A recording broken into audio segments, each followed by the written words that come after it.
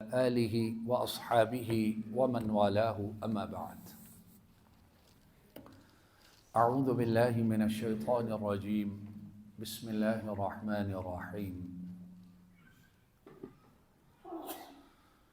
وَلَهُنَّ مِثْلُ الَّذِي عَلَيْهِنَّ بِالْمَعْرُوفِ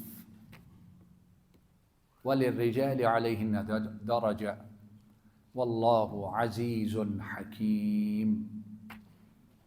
سورہ بقرہ ہے، دوسرا پارہ ہے اور آیت کا نمبر ہے 228 228۔ اللہ رب العالمین ارشاد فرماتے ہیں، طلاق کے مسائل ہیں، خواتین سے متعلقہ مسائل ہیں۔ اللہ سبحانہ و تعالی فرماتے ہیں اسی ضمن میں، اور معروف طریقے کے مطابق ان عورتوں کے لیے اسی طرح حق ہے جیسے ان کے اوپر حق ہے،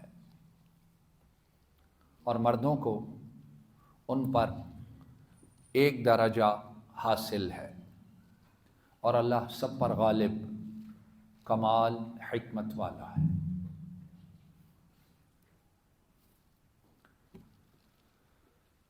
اللہ کا شکر ہے کہ اس گئے گزرے دور میں اور ان اوقات میں جب کہ ہماری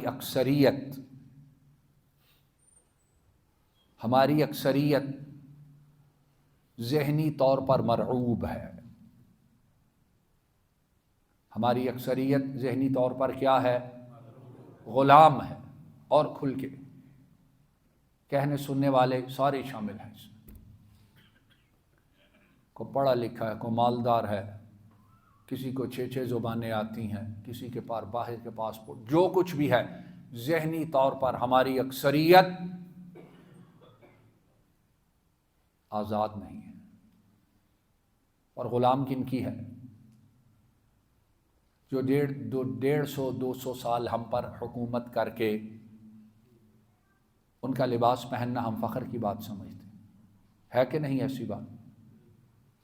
ان کی زبان بولنا ہم فخر کی بات سمجھتے ہیں، ان جیسے کرتوت کرنا وہ کیا ہے؟ تہذیب ہے، سویلائز، ماڈرن، پروگریسو۔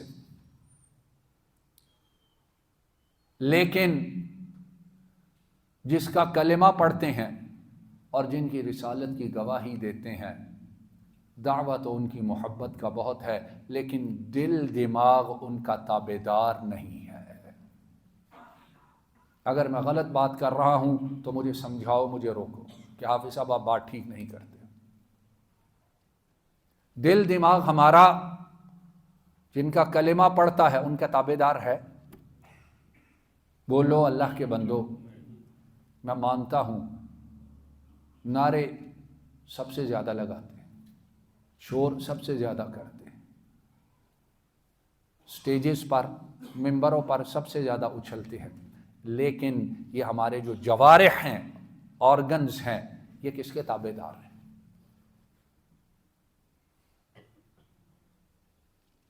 یہ رمضان المبارک جو آتا ہے، اس میں ہر شخص کوشش کرے کہ جب جو سنتا ہے اسے یہاں اتارنے کی کوشش کرے، جو سنتا ہے ان اعضاء و جوارح کے ساتھ اس پر عمل کی کوشش کرے، اور انہی باتوں میں سے ہم لوگ خواتین میں سے بیٹیوں کے ساتھ بڑا کرتے ہیں، عام جو ہے بہنوں کے ساتھ کرنے والے ہیں، ماؤں کے ساتھ کرنے والے ہیں، پیار، محبت، تعلق، عزت، لیکن عام طور پر بیویوں کے متعلق دماغ ٹھیک نہیں ہے، بڑی مسکنسیپشنز ہیں۔ بیٹی جو ہے، بیٹی، اس کی باپ کو کتنی تکلیف ہوتی ہے کہ نہیں ہوتی ہے؟ سارے بیٹیوں والے بیٹھے، بیٹی کو کانٹا چبھے تو باپ بے چین ہوتا ہے کہ نہیں ہوتی؟ بیٹی شادی کر کے اگلے گھر میں چلی جائے لیکن باپ اور ماں کا دل وہاں لٹکا ہوتا ہے کہ نہیں لٹکا ہوتا؟ اب بات یہ ہے کہ جن کی بیٹیاں بیویاں بن کے آتی ہیں ان کے متعلق ہمیں یہ خیال کیوں نہیں آتا ہے؟ جو بیویاں آئی ہیں یا سسرال والے جو بہو لائے ہیں وہ بھی کسی کی بیٹی ہے کہ نہیں ہے؟ بولو اللہ کے بندو، اس کا بھی کسی سے تعلق، وہ بھی کسی کے جگر کا ٹکڑا ہے کہ نہیں ہے؟ لیکن ہمارے معاشرے میں ایک غلط ریت، غلط رواج جو ہے، غلط مینٹیلٹی ہے کہ وہ آنے والی جو ہے اس کے متعلق پہلے ہی ایک محاذ تیار ہوتا ہے، اور بیٹا بھائی جس کی شادی کی ہے اس کے متعلق بھی خیال یہ ہے یہ جو لے کے آیا ہے اب یہ کیا ہے، یہ اب ہمارے مقابلے میں ایک خاتون لے آیا ہے۔ ساس بھی یہی سمجھتی ہے، نندے بھی یہی سمجھتی ہیں، اور اس کے بعد جتنے سسرال والے ہیں کہتے ہیں پہلے یہ ہمارا تھا اب، بولو اللہ کے بندو۔ اور اس کا یہ مطلب نہیں ہے کہ باقی ہمارے سارے کام بڑے ٹھیک ہیں، نہیں، انشاءاللہ وقت ملا تو آئندہ دوسرے موضوعات پر بھی بات کریں گے، لیکن خاص طور پہ یہ جو موضوع ہے، بیویاں بڑے بڑے اچھے بھی ہیں، بڑے مثالی تعلق بھی ہیں، لیکن بڑی اکثریت وہ بیوی کو بیوی تو سمجھتے ہیں کسی کی بیٹی ماننے کو تیار، اپنی بیٹی کو کانٹا چبھ جائے بے چین ہے، لیکن جو دوسرے کی بیٹی آئی ہے چاہے بیوی کی صورت میں ہے، بہو کی صورت میں ہے یا کسی اور تعلق کے ساتھ ہے، اس کے متعلق یہ خیال نہیں ہے۔ اور یاد رکھو اے خامد، جیسے تو اپنی بیوی جو کسی کی بیٹی ہے اس کے ساتھ جیسا تو کرے گا ویسا ہی تیری بیٹیوں کے ساتھ ہوگا۔ اے ساس، اے سسر، جیسا تم اپنی بہو کے ساتھ کرو گے ویسا ہی تمہاری بیٹی کے ساتھ ہوگا۔ اور جیسا ہی عباس ہوتے ہیں وہ کہتے ہیں جی میری تو بیٹیاں ہی کوئی نہیں ہے، بیٹے ہی بیٹے ہیں۔ یاد رکھو بہنیں کوئی نہیں ہیں، بہنیں ہیں کہ نہیں ہیں، ہوتا ہے کہ نہیں ہوتا ہے۔ اللہ رب العالمین یہاں فرماتے ہیں کہ یہ خواتین ان کے بھی معروف طریقے کے مطابق تم پر حق ہیں جیسے تمہارے ان پر حق ہے۔ ہاں یہ ہے کہ ہم نے مردوں کو ایک درجہ فضیلت عطا کی ہے، لیکن یہ فضیلت کا درجہ کیا ہے؟ ان کو مارنا، ان کو پیٹنا، ان کی حق تلفی کرنا، انہیں ذلیل کرنا، ان کے جو والدین ہیں انہیں گھٹیا سمجھنا، ان کے متعلق نامناسب کلمات زبان پر لانا، کیا یہ فضیلت ہے؟ نہیں، فضیلت یہ ہے کہ اللہ نے تمہیں قوی بنایا ہے عورت کو۔ بولو، یہ اللہ کہتے ہیں میں نے کیا ہے، تمہارا کمال کوئی نہیں ہے۔ تم کیا سمجھتے ہو اپنے آپ کو؟ میں نے میراث میں عورت کو آدھا حصہ دیا ہے، تمہیں پورا حصہ کیوں دیا ہے؟ خرچ کس نے کرنا ہے؟ بولو تو صحیح اللہ کے بندو، زور سے بولو تاکہ بیویاں جن جن کی بیٹھی ہیں وہ تو خوش ہو جائیں۔ زور سے بولو، آواز وہاں تک جائے آپ کی۔ کرنا ہے خرچ کے نہیں کرنا ہے؟ بعض ایسے بدبخت ہیں وہ بیوی کا پیچھے جو مال ہے اس کے باپ کے پاس اس کے انتظار میں بیٹھے ہوتے ہیں، ہے کہ نہیں ہے؟ وہ بولو تو صحیح، آپ لوگ نہیں اور ہیں لیکن جواب تو دو نا، ہے کہ نہیں ہے؟ وہ اس انتظار میں بیٹھے ہیں کہ کب سسر صاحب تشریف لے جائیں اس دنیا سے تو بیوی کے حصے جو آنے ہمارے ہاتھ آئے۔ یہ مرد نہیں، یہ کمینہ آدمی ہے۔ اور بعض شادی کس لیے کرتے ہیں؟ لڑکی تگڑے گھر والی دیکھو، کیوں؟ تاکہ ہمارے بیٹے کو سپورٹ مل جائے۔ یہ بیٹا نہیں ہے، نہ مرد ہے۔ بیوی جو ہے اس کے ساتھ حسن سلوک کرنا خامد پر واجب ہے، یہ اس کا فرض ہے، یہ اس کو آپشن نہیں ہے، اپنی مرضی نہیں، واجب ہے، قرآن کہہ رہا ہے۔ اور نبی کریم صلی اللہ علیہ وسلم، آپ کی حیات طیبہ، آپ کی مبارک زندگی کو دیکھو، حیران رہ جاؤ گے۔ آپ صلی اللہ علیہ وسلم اپنی زوجات مطہرات امہات المؤمنین کے ساتھ کیسا تعلق، کیسا برتاؤ کرنے والے تھے۔ امام ترمذی رحمہ اللہ تعالی وہ حضرت ابو ہریرہ رضی اللہ تعالی عنہ سے بیان کرتے ہیں، نبی کریم صلی اللہ علیہ وسلم نے ارشاد فرمایا، اکمل المؤمنین ایمانا احسنهم خلقا وخیارکم خیارکم لنسائہم او کما قال صلی اللہ علیہ وسلم۔ جو کچھ اللہ کے رسول ہمیں دے گئے ہیں، اب عورت مارچ کرنے کی ضرورت ہے؟ بولو تو صحیح اللہ کے بندو، آپ سارے مرد ہو، پتہ نہیں کون کس سے ڈرتا ہے، بولتے ہی نہیں، اور کچھ نہیں کہتی آپ کو۔ عورت مارچ کی ضرورت ہے؟ اور یہ جو عورتیں عورت مارچ اگر کرتی ہیں تو اس میں بہت سے ایسے مرد ہیں جن کا قصور ہے، ان کا قصور ہے، ان میں خرابی ہے، کہیں نہ کہیں دال میں کالا ہے۔ نبی کریم صلی اللہ علیہ وسلم نے ارشاد فرمایا، مومنوں میں مکمل ترین ایمان والا وہ ہے جس کے اخلاق سب سے اچھے ہیں۔ جس کے اخلاق کیا ہیں؟ صرف نمازی، روزہ دار، زکوٰۃ دینے والا، حج کرنے والا، عمرہ کرنے والا، یہ ایمان کو مکمل کرنے کے لیے کافی نہیں ہے۔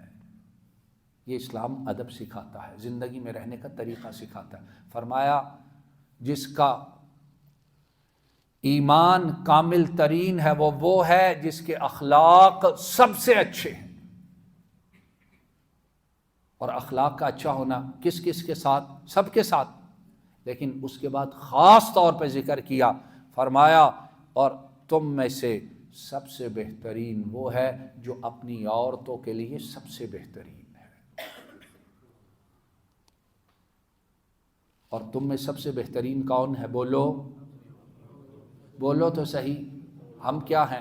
تگڑے کے لیے بڑے بہترین ہیں اور کمزور کے لیے بڑے بدتمیز ہیں۔ کھل کے کہہ رہا ہوں، تگڑے کے لیے ہم لوگ تابعدار ہیں اور کمزور کے لیے بیزار ہیں۔ فرمایا تم میں بہترین سب سے وہ ہے جو اپنی خواتین کے لیے، اور یہاں مراد کیا ہے؟ بیویاں ہیں، اپنی بیویوں کے لیے سب سے بہتر ہے۔ اور نبی کریم صلی اللہ علیہ وسلم اپنی امہات المؤمنین کے لیے کیسے تھے؟ یہ دیکھو کہ محمد رسول اللہ صلی اللہ علیہ وسلم کون ہے، صرف یہ غور کرو، آپ کی شخصیت کیا ہے، آپ کا مقام و مرتبہ کیا ہے۔ ام المؤمنین عائشہ فرماتی ہیں کہ نبی کریم صلی اللہ علیہ وسلم ایک دن مسجد نبوی میں کالے حبشی آئے ہیں، وہ نیزہ بازی کے کرتب دکھلا رہے ہیں، اور ام المؤمنین عائشہ، عمر کتنی ہے ابھی؟ کتنی عمر ہوگی؟ نبی کریم صلی اللہ علیہ وسلم جب فوت ہوئے تو ام المؤمنین کی عمر کتنی تھی؟ 18 برس صرف۔ اور ہمارے ہاں 18 برس کی بچی ابھی وہ آنکھیں کھول کے دنیا دیکھنا شروع کرتی ہے، اور وہ اس سے پہلے وہ کہتی ہیں میرا جی چاہا کہ مسجد نبوی میں حبشی جو نیزہ بازی کر رہے ہیں میں اس کو دیکھوں۔ تو نبی کریم صلی اللہ علیہ وسلم نے کھڑے ہوئے اور میں آپ پر ٹیک لگا کر پردے کے ساتھ کھڑی ہو کے دیکھنا میں نے شروع کر دیا۔ اب یہ دیکھو، یہ سوچو جس پر عائشہ نے ٹیک لگائی ہے وہ کون ہے؟ بات سمجھ آ رہی ہے؟ صلی اللہ۔ اور یہ جو آمنہ کا لال ہے جتنی مصروف یہ ہے کائنات میں اللہ کی مخلوق میں، اتنا زیادہ مصروف اور جو ان پر ذمہ داریاں ہیں وہ قیامت تک اتنی ذمہ داریاں کسی پر پڑی نہیں، نہ پڑیں گی۔ ان کا ایک ایک سیکنڈ نہیں، ملی مائکرو سیکنڈ وہ ساری دنیا کے وقت سے زیادہ قیمتی ہے۔ کیوں؟ یہ اللہ کے مقرر کردہ ہے۔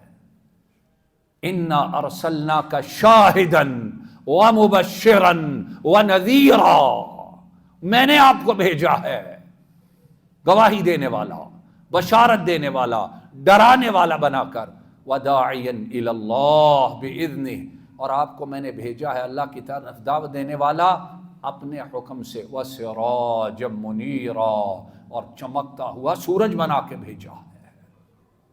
وہ کیا کر رہے ہیں؟ کھڑے ہیں۔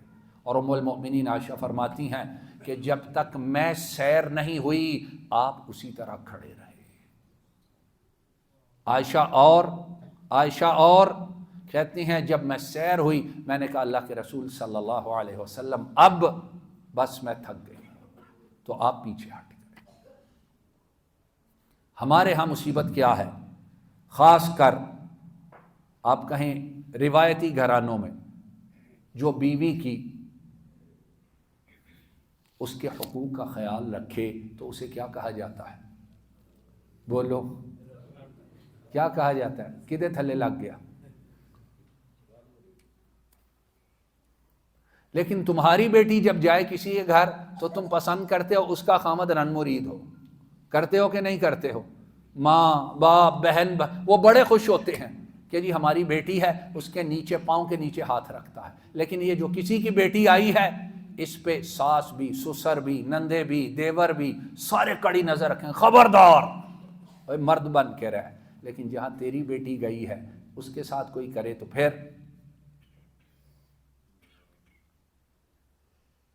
یہ دو رنگی چھوڑ دو۔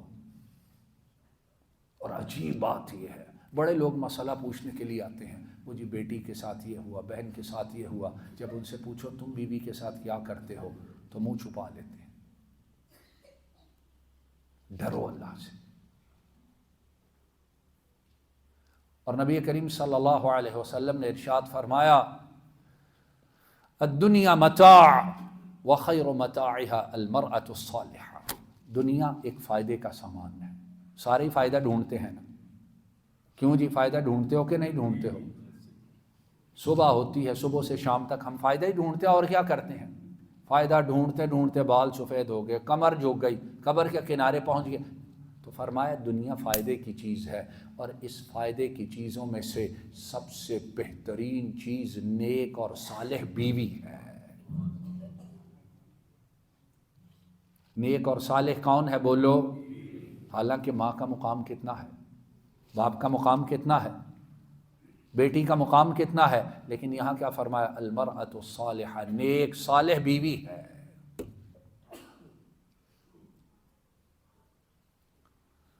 تو سامعین گرامی، نبی کریم صلی اللہ علیہ وسلم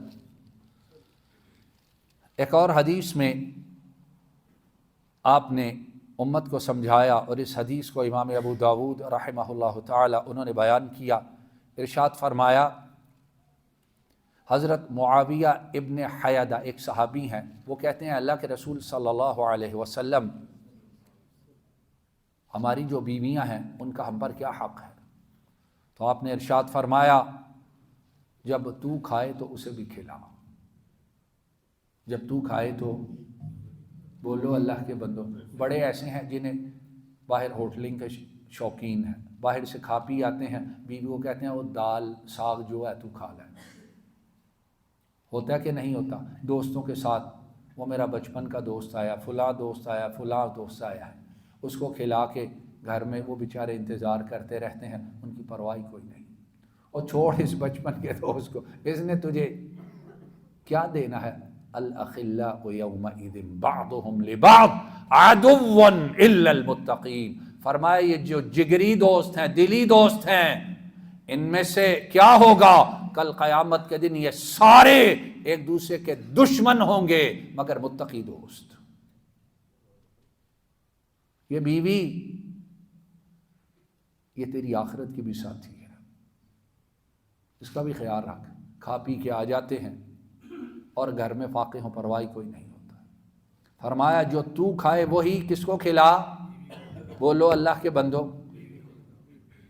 یہ نہیں کہا ماں کو، یہ نہیں کہا بہن کو، اور میں پھر کہتا ہوں ماں کا درجہ سب سے بلند ہے، لیکن اللہ کے رسول صلی اللہ علیہ وسلم نے امت کو بات سمجھائی ہے اور فرمایا اور جب تو پہنے تو اسے بھی پہنا، اور فرمایا اس کے چہرے پہ مت مار، اس کے چہرے پہ، اور جب دل کرے نا مارنے کو تو اپنے چہرے پہ مارا کرو، اپنے چہرے پہ، یا یہ سمجھا کرو کہ اسی طرح اگر میری بیٹی بہن کے منہ پہ مارے تو مجھے کتنی تکلیف ہوگی۔ اور اس کے بعد فرمایا اور نہ اس کو برے الفاظ، برے القاب، گندی باتیں کیا اسے، بڑی لمبی زبانیں ہوتی، کیونکہ عام سمجھتے ہیں کیا کر لینا ہے اس۔ اور پھر جو اس طرح کی حرکتیں کرنے والے ہیں اس کا جو ری ایکشن ہے وہ کیا آتا ہے؟ عورت مارچ کی صورت میں آتا ہے۔ وَلَا تُقَبِّحْ، اور نہ زبان سے غلط بات، گندے الفاظ، بری باتیں نکال۔ اور فرمایا وَلَا تَهْجُرْ إِلَّا فِي الْبَيْتِ، اور اگر کبھی ناراضگی بھی ہو جائے تو دونوں گھر میں ہی رہو، یہ نہ ہو یا اسے نکال دو یا خود کہیں چلے جاؤ، ایک ہی گھر میں رہو۔ کتنی دیر ناراض رہو گے؟ حالات ٹھیک ہو جائیں گے۔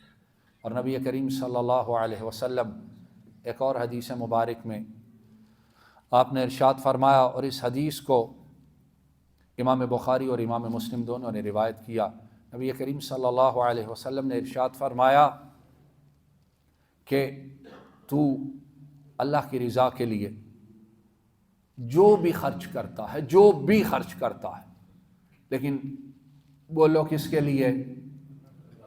بولو کس کے لیے؟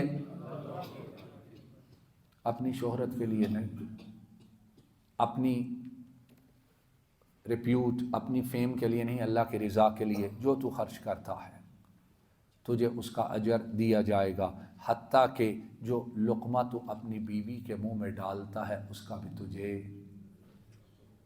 اب پھر میں وہی بات کہتا ہوں، ماں کا درجہ سب سے زیادہ ہے، لیکن یہاں یہ نہیں کہا کہ جو ماں کے منہ میں ڈالے گا، یہاں بیوی کا نام لیا ہے، تو اس کا تجھے اجر ملے گا۔ یہ سارا کچھ یہ عبادت ہے۔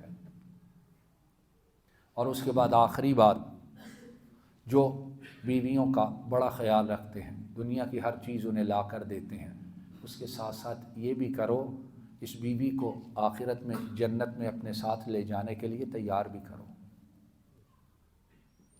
صرف اس کو اس دنیا میں سہولیات اور اچھی چیزیں نہ لے کر دو، بلکہ یہ ہے یا ایھا الذین آمنوا قوا انفسکم واہلیکم، اے ایمان والو اپنی جانوں کو بھی آگ سے بچاؤ اور بیویوں کو بھی بچاؤ، گھر والوں کو، اس میں بیویاں بھی آتی ہیں، اولاد بھی آتی ہے۔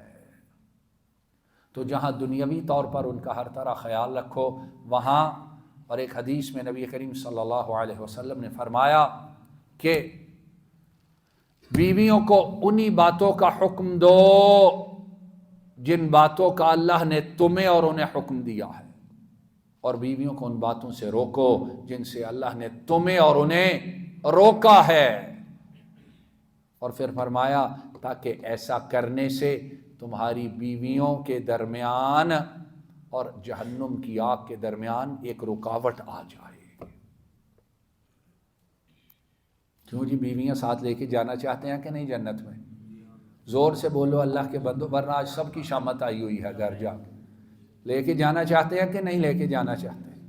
اور بیویاں بھی انشاءاللہ، بیویاں تو آپ لوگ کو ضرور لے کے جانا چاہتی ہیں، تاکہ جن بدلے اتنے نہیں لے سکے اتنے تو ہم سیدھا کر دیں گے انشاءاللہ۔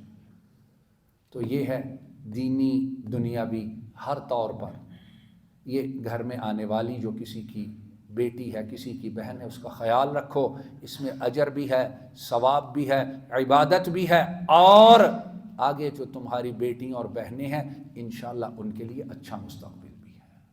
وآخر دعوانا ان الحمد للہ رب العالمین۔